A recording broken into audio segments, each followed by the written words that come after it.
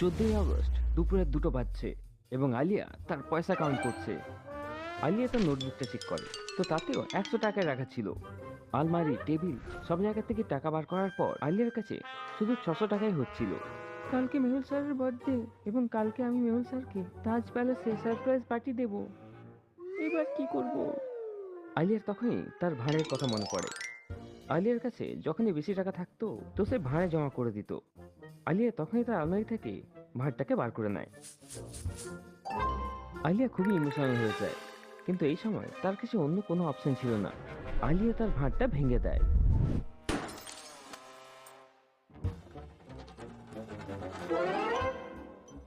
এবার তো মেহুল স্যারকে তাজ প্যালেসে দারুণ একটা পার্টি দেব। মেহুল স্যার খুবই খুশি হয়ে যাবে। তারপর আলিয়া আদিকে কল করে।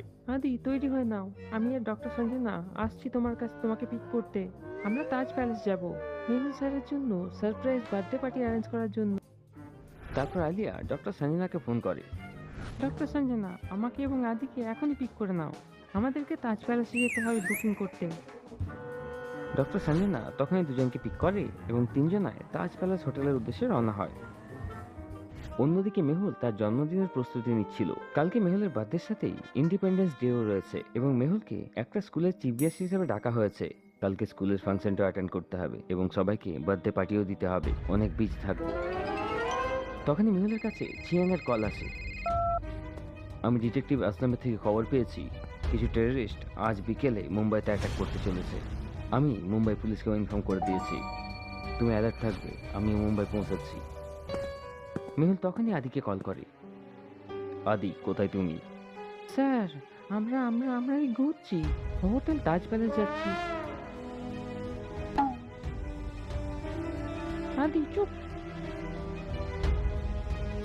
আদি, আজ বিকেলে মুম্বাইতে টেররিস্ট অ্যাটাক হতে পারে, তুমি এদেরকে ট্র্যাক করার চেষ্টা করো। এই অ্যাটাকটা যখন তখন হতে পারে। ঠিক আছে স্যার, আমি এখনই খোঁজ নিচ্ছি।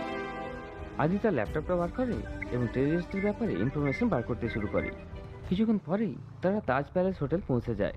আলিয়া সেখানে স্টাফকে, কাল মুম্বাই শহরে সবচেয়ে বড় ডিটেকটিভ মেহুল স্যারের বার্থডে, আমরা এখানে জোরদার পার্টি দেব, পুরো হোটেল সাজিয়ে দেবে। না, আমাদের শুধু একটা হলই বুক করতে হবে।